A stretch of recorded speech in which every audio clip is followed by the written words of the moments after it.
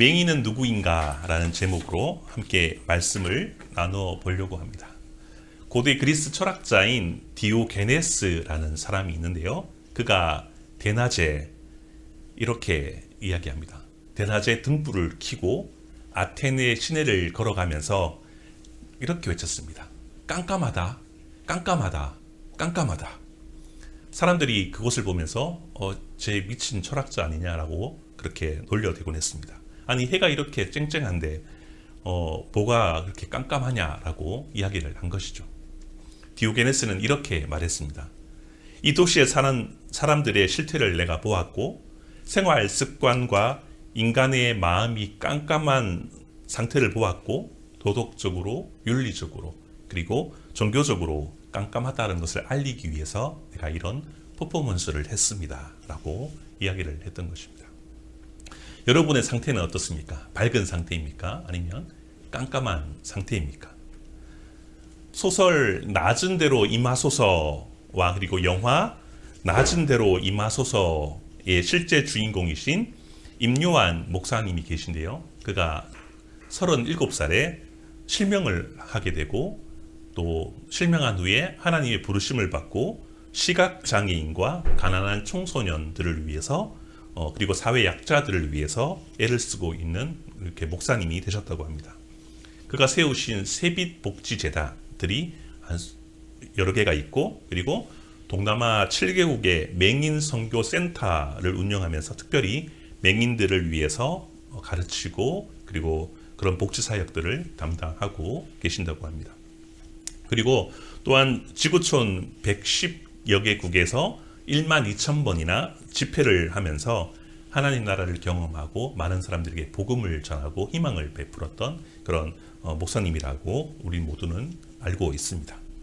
안유한 목사님은 사실 그 원인 모를 실명으로 인해서 많은 어려움을 겪었지만은 참빛 되시는 예수님을 영접하고 볼 수 없었던 인간의 실존과 실체를 알게 되었다고 합니다.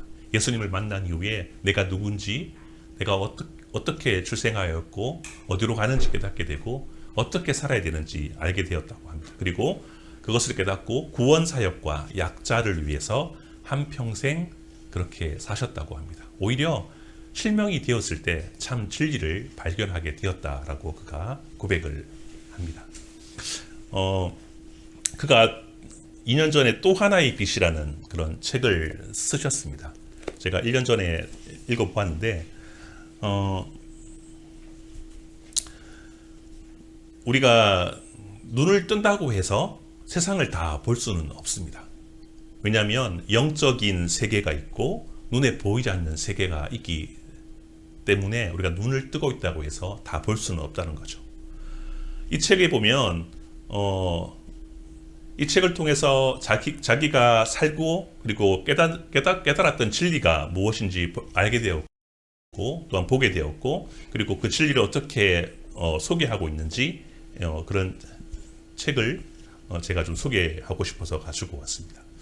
어쨌든 우리가 보이지 않는 세계가 있다는 것을 믿음으로 고백하고 또 예수 그리스도를 영접하신 분들은 우리가 원래 근본상 우리가 보이지 않는 세계를 경험할 수 있다는 것이죠.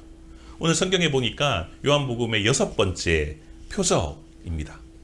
6번째 표적인데 6번째 표적은 뭐냐면 바로 맹인이 눈을 뜨게 되었다라는 것을 가지고 예수님께서 우리에게 하시고자 하는 말씀을 전하고 있다는 거죠. 맹인이 눈을 열어서 눈을 보게 되었다는 그런 의미와 예수님이 어떤 분이신지 우리에게 말해 줄 것인데 함께 말씀을 통해서 나누어 보려고 합니다. 날 때부터 맹인인 사람에게 빛의 존재를 알 수가 없습니다. 왜냐하면 사물을 본 적이 없기 때문이죠. 맹인은 온통 흑암뿐입니다. 결국 그 사람들은 구걸할 수밖에 없는 인생을 살 수가 밖에 없다는 거죠. 좀 심하게 말하면 맹인은 버려진 인생과도 같습니다. 맹인은 진정한 인격체로서 대접을 받는 것도 참 쉽지는 않습니다. 은유적으로 말하면 메타포로 이야기하면 맹인은 죽은 것과 다름이 없다라고 볼 수 있는 거죠. 그런데 오늘 성경에는 과연 누가 맹인인가? 라고 우리에게 알려주고 있습니다. 오늘 9장을 읽었는데 7장과 8장의 내용들을 보면 유대인들의 앞에 서서 예수님이 자신이 나는 빛이다, 참 빛이다 라고 이야기를 하고 있습니다. 유대인들과 바리새인들, 서기관들은 예수님을 보면서, 빛이신 예수님을 보면서 예수님을 알아보지 못했다는 것입니다. 예수님을 영접하지 않는 사람, 예수님이 하나님의 아들임을 인정하지 않는 사람이야말로 사실상 맹인이다라고 그렇게 7장, 8장에 이야기를 하고 있습니다. 우리가 사물을 볼 수 있는 이유가 무엇입니까? 시력이 좋았을까요? 물론 시력이 좋으면 더 선명하게 볼 수 있고 더 멀리 볼 수는 있습니다. 그러나 원천적으로 빛이 없다면 우리는 시력이 아무리 좋아도 사물을 볼 수 없게 되는 것입니다. 우리가 사는 세상에는 눈으로 볼 수 있는 수많은 그런 사물과 콘텐츠들이 있습니다. 공부 잘하는 방법, 돈을 많이 버는 방법, 그리고 예뻐지는 방법 등등 많이 있다는 거죠. 근데 유독 사람들이 진리 되신 예수님의 말씀을 찾아보지 않습니다. 하나님이 어떤 분인가 라는 것을 찾아보지 않는다는 것이죠. 왜냐하면 맹인이기 때문입니다. 예수님을 알아볼 수 없기 때문에 관심이 없다는 것이죠. 하나님의 말씀, 진리를 가치 있는 것으로 여기지 않기 때문에 그들은 예수님을 찾지 않고 믿지 않고 보지 않는다는 것입니다. 왜일까요? 왜 그렇게 될까요? 진리이신 예수님이 보이지 않기 때문입니다. 빛 대신 예수님이 우리 가운데 없기 때문에, 진리 대신 예수님의 말씀으로 세상을 볼 수 없기 때문에 진짜로 봐야 할 영적인 실체를 볼 수 없다라는 것입니다. 껍데기만 본다는 것이죠. 세속적인 것만 보인다는 겁니다. 사단이 주는 죄로 범벅된 공중 권세 잡은 사단이 통치하는 그런 세계만 보인다는 것입니다. 진리가 우리 안에 거하지 않는다면, 빛 대신 예수님이 우리 안에 거하지 않는다면 우리는 눈은 떴지만 결국은 우리가 맹인이다라는 것을 이야기해 주고 있습니다. 우리는 주님께서 원하시는 의인의 삶으로, 그리고 참된 길로 한 발자국도 나아갈 수가 없습니다. 왜냐하면 예수님을 알지 못하기 때문입니다. 당장 필요한 돈, 필요한 이성 친구, 필요한 직장, 좋은 성적만이 그것이 나에게 주어진 문제로 여겨지기 때문에 다른 것을 볼 수 없어서 우리가 살아가면서 길을 잃어버리고 만다는 것입니다. 예수님은 계속해서 우리에게 예수님은 생수였고 또한 참빛이었다라고 이야기하고 있습니다. 바리새인들은 그를 부인하고 알아보지 못했습니다. 결국 예수님을 잡아 죽이려고 했던 것이죠. 이런 상황에서 9장을 연결시킵니다. 9장에 누가 나옵니까? 맹인이라는 사람이, 보지 못하는 사람이 등장합니다. 요한복음을 기록한 사도 요한의 기록 목적과 이렇게 이어지는 의도가 무엇일까요? 진짜 맹인은 예수님을 보고도 알지 못하고 깨닫지 못하는 바리새인들 또한 우리가 맹인이다라고 그렇게 이야기하기 위해서 7장과 8장에 생수이신 예수님, 참빛이신 예수님을 이야기하고 믿지 않는 사람들을, 바리새인들을 이야기하면서 그리고 맹인을 이어서 등장시켜서 이야기하는 것이죠. 우리는 다양한 방법으로 예수님을 만났습니다. 그리고 말씀에 근거해서 믿음으로 예수님을 하나님의 아들로 고백하고 영접했습니다. 내가 진짜 영접한 것이 맞다면 우리는 우리 안에 예수님의 또 다른 영, 성령님이 계시기 때문에 우리는 빛을 깨닫게 되고 진리를 추구하며 살아갈 수 있게 된다는 것이죠. 저와 여러분은 진리를 깨닫고 발견했던 분이고, 또한 그것으로 말미암아 세상을 따라가지 않고 하나님 기뻐하시는 일들을, 하나님의 길을 따라갈 수 있는 존재라는 것을 기억하기를 소망합니다. 9장에서 예수님은 맹인을 치유해 주셨습니다. 빛이신 예수님이 보지 못하는 맹인을 치유해 주셨죠. 빛으로 어둠을 몰아내셨다는 이야기가 된다는 것입니다. 예수 그리스도로 인해서 우리는 악인에서 의인이 되었습니다. 우리 안에 계시는 성령님을 통해서 우리를 자유케 하는 진리를 보게 된 것이죠. 그래서 요한복음 8장 32절에는 이렇게 말합니다.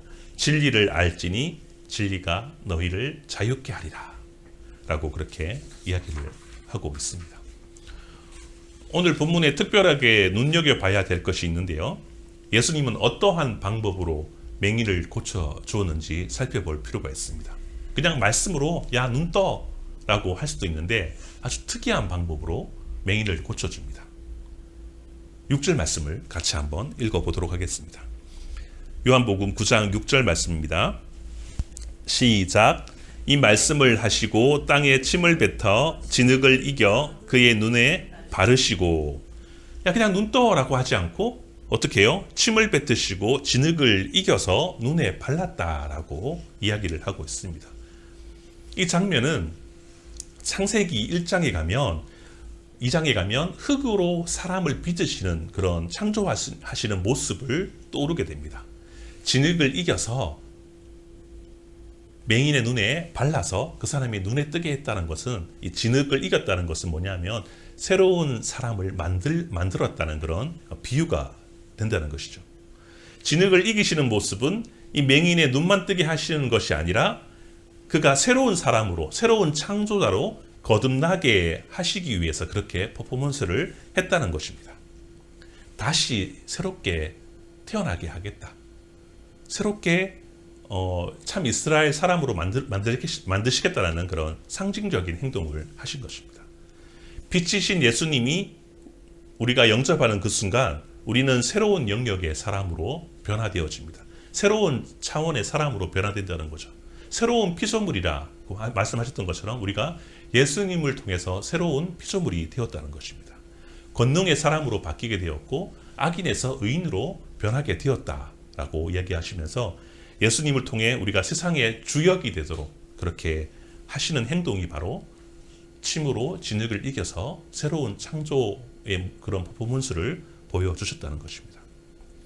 이러한 것을 추측할 수 있는 근거가 있는데요. 6절 말씀을 다시 한 번만 더 읽어보도록 하겠습니다. 6절 말씀입니다. 이 말씀을 하시고 땅에 침을 뱉어 진흙을 이겨 그의 눈에 바르시고. 거기 바르다. 거기 단어에 주목할 필요가 있습니다. 바르다라는 것은 뭐냐 하면 이 헬라어로 크리오라는 단어를 쓰는데요. 이 크리오는 뭐냐 하면 이 구약의 왕과 제사장 그리고 선지자의 머리에 기름을 부을 때 이 크리오라는 단어를 씁니다. 바르다라는 단어를 쓰고 있죠. 왕을 임명할 때, 제사장을 임명할 때, 그리고 선지자를 임명할 때 거기에다가 기름을 부어서 너는 왕이 되었다, 선지자가 되었다, 그리고 제사장이 되었다라고 그렇게 임명할 때 크리오 하면서 이렇게 한다는 거죠. 오늘 예수님께서 진흙으로 맹인의 눈을 발랐다, 크리오했다라고 그렇게 이야기를 하고 있습니다. 베드로전서 2장 9절에 이런 말씀이 있습니다. 우리는 왕같은 제사장이요 거룩한 나라요 그의 소유된 백성이다 라고 이야기하고 있습니다. 하나님께서 택하신 백성은, 기름 부으신 백성은 바로 새로운 삶을 누리게 되고 새로운 차원의 사람이 되며 새로운 권능의 사람이 된다라고 이야기하고 있습니다. 이전 것은 지나갔으니 보라 새 것이 되었다라고 하시면서 이 맹인의 삶이 이전과 180도 다른 새로운 삶을 살도록 그렇게 하셨다라는 것이 바로 이 바르다, 크리오라고 이야기하는 것이죠. 예수님을 헬라어로 뭐라고 하는지 아십니까?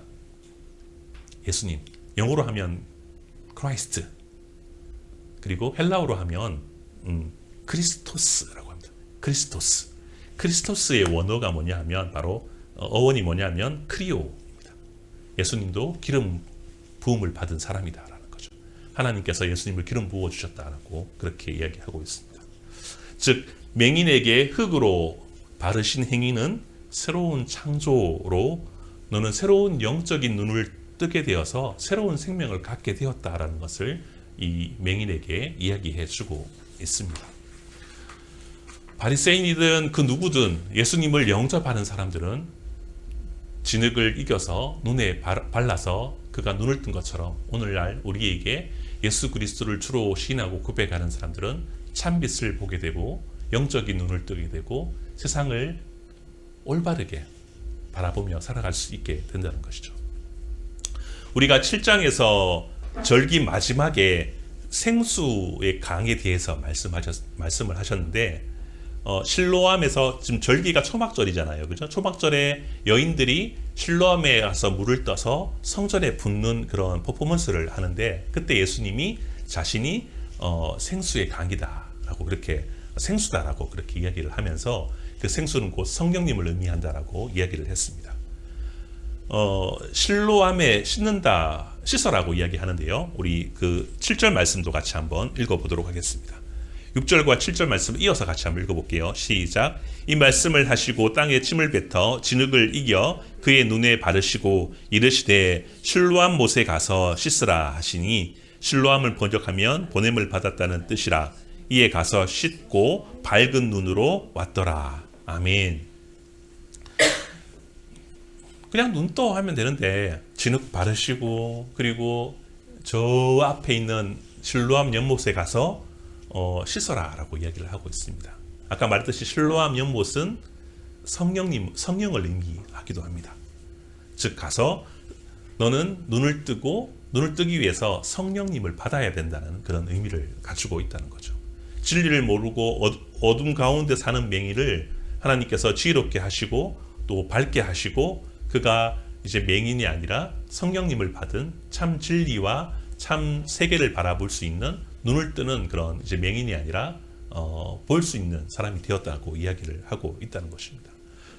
여기서 하나 중요한 것이 있는데 앞이 보이지 않는 사람이 진흙을 가지고 눈에 발랐고 원래 보이지도 않고 실로암 연못까지 본인 스스로가 걸어가야 된다는 거죠. 우리의 믿음은 뭐냐면 내가 예수님을 믿는다고 한다는 것은 뭐냐면 우리의 행동이 필요하다는 거죠. 우리의 의지가 필요하다는 이야기입니다. 뭐 정말 사실일까? 어떻게 믿어? 그냥 됐어요 하면서 진흙 털고 그냥 엎드릴 수도 있는데 그가 보이지 않는 자리에서 일어나서 보이지 않는 실로암을 물어서 아마 걸어갔다고 성경은 이야기를 하고 있습니다. 우리는 예수님을 안다라고 하지만 믿음으로 고백한다고 하지만 때로는 의심을 하게 되고 하나님의 능력을 부인하고 내가 가진 능력을 가지고 살려고 할 때가 많습니다. 맹인처럼 하나님께서 선포하시고 하나님께서 말씀하시고 그에 따라 내가 순종하며 실로암에 가서 내가 씻겠습니다라고 고백하고 걸어갈 때에 놀라운 역사가 일어나게 될 줄 믿습니다. 많은 사람들은 눈을 뜨고 살아갑니다. 시대의 정신과 시대의 흐름과 영적인 기류를 보지 못하고 살아갈 때가 많습니다. 눈에 보이는 1차적인 욕심, 물질의 욕심, 먹는 욕심, 수면 욕심, 성적인 욕심 이런 것을 보인다면 짐승과 다를 바가 없을 것 같습니다.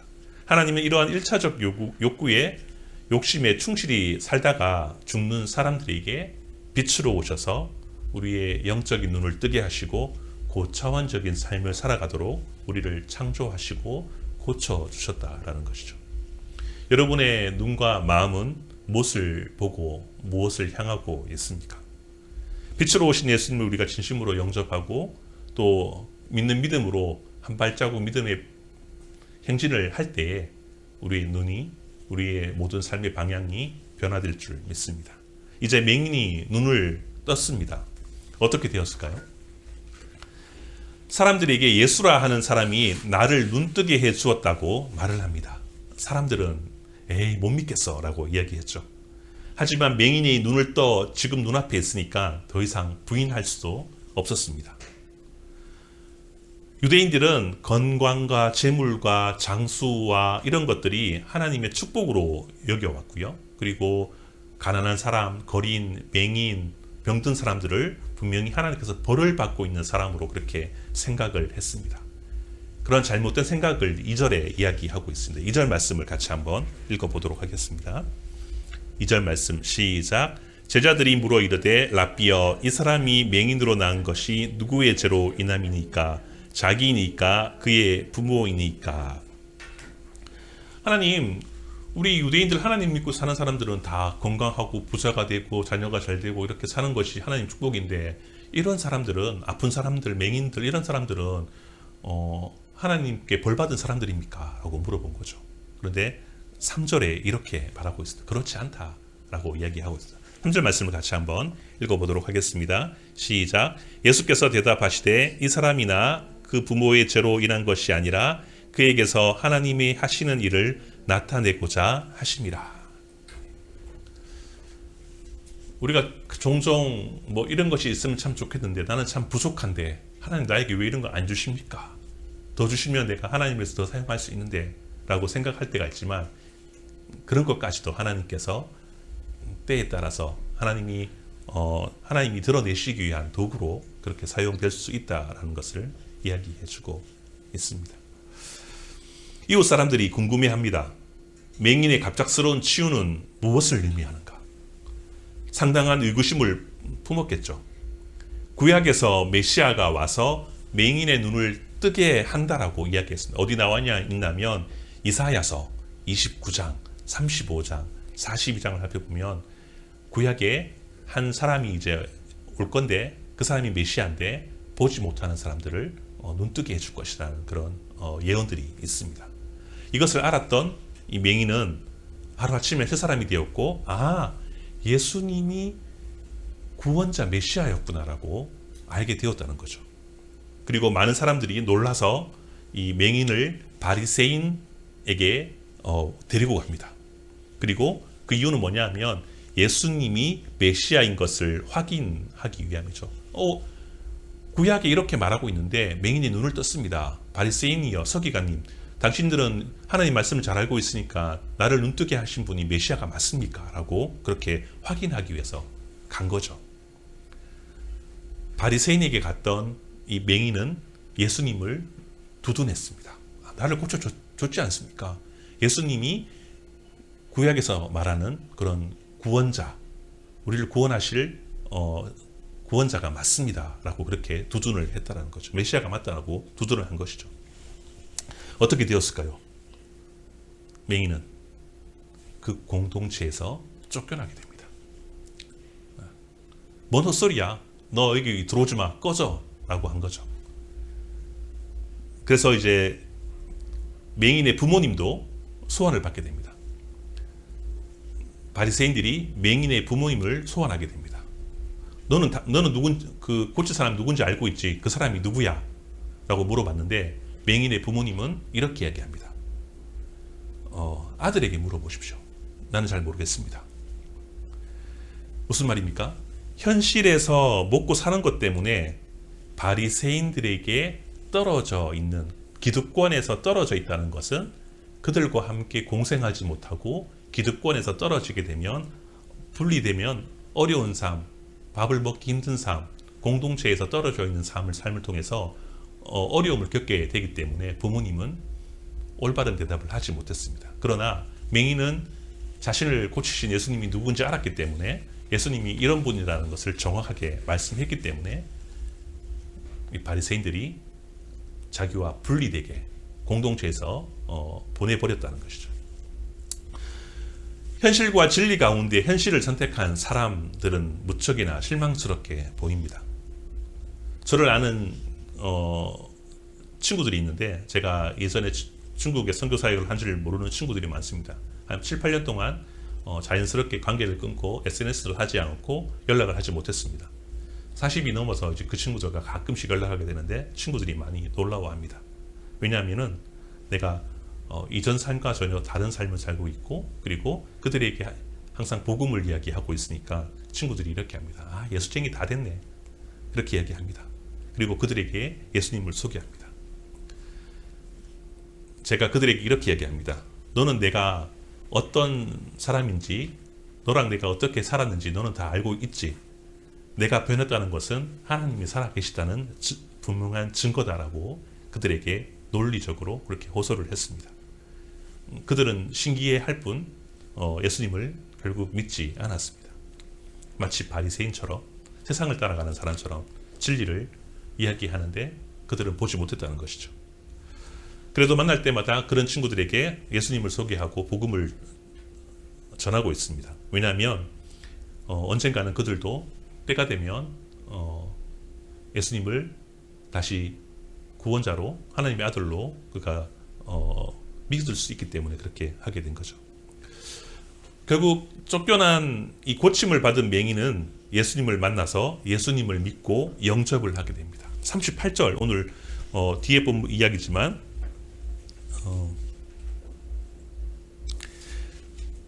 요한복음 9장 38절 말씀을 같이 한번 읽어보도록 하겠습니다. 요한복음 9장 38절 시작. 이르되 주여 내가 믿나이다 하고 절하는지라. 예수님은 자신의 눈을 떠준 예수님을 보고 엎드려서 고백하고 예수님을 영접하게 되었습니다. 눈을 떠서 진리이신 예수님을 바라보고 그 진리 앞에 무릎 꿇고 경배를 하게 되었다는 거죠.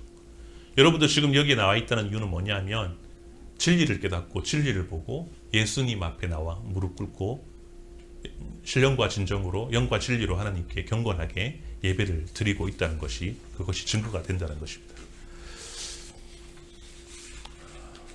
눈뜬 이 맹인을 통해서 이 빛으로 말미암아 어둠으로 불리는 세상과 분리가 되었습니다. 오늘 본문은 그 맹인이 눈을 떴습니다. 진리를 보지 못하는 진짜 맹인들에게 바리새인들에게 쫓겨났다는 거죠. 진리를 본 사람은 맹인이었고 그리고 어둠 속에 있는 사람들은 바리새인들이었습니다. 어둠과 빛은 공존할 수 없습니다. 분리될 수밖에 없다는 것이죠. 빛이 들어오게 되면 어둠이 물러나가게 됩니다. 어둠인 바리새인들이 눈뜬 맹인을 분리시켜 버렸습니다. 정확히 말하면 바리새인들이 도망을 간 것입니다. 세상을 추구하고 엉뚱한 종교 생활을 하는 사람들은 결국 어둠에 속한 자이기 때문에 예수님을 믿는 사람과 분리시켜 버렸다는 것이죠. 여러분은 예수님으로 말미암아 진리의 눈을 뜨고 살고 계십니까?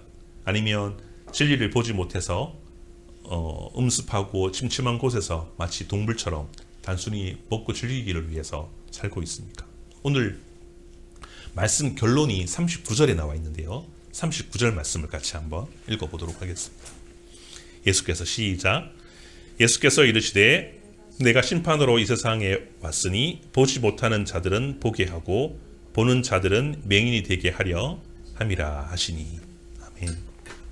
예수님이 오신 이유는 예수님을 영접하는 자들, 참빛을 인정하는 자들에게는 눈을 열어서 참 볼 수 있는 사람으로 그렇게 하셨고, 예수님을 끝까지 부인하고 영접하지 않는 사람들은 비록 보는 것 같지만 그들을 맹인으로 만드시겠다라고 성경은 이야기를 하고 있습니다. 달리 말하면 예수님을 믿고 따라가는 사람들은 결국은 눈에 보이지 않는 영원한 세계를 바라보고 천국에 입성하는 사람이고, 그렇지 않은 사람들은 결국은 예수님을 부인한 사람들은 결국 지옥에 갈 수밖에 없는 어둠의 사람으로 그렇게 이야기를 하고 있다는 것이죠. 우리 모두는 예수님을 믿기 전에는 맹인이었습니다. 예수님은 우리를 사랑하셔서 빛으로 오셔서 우리에게 빛을 주셨습니다. 그리고 그 빛으로 말미암아 눈을 뜨게 되었다는 것이죠.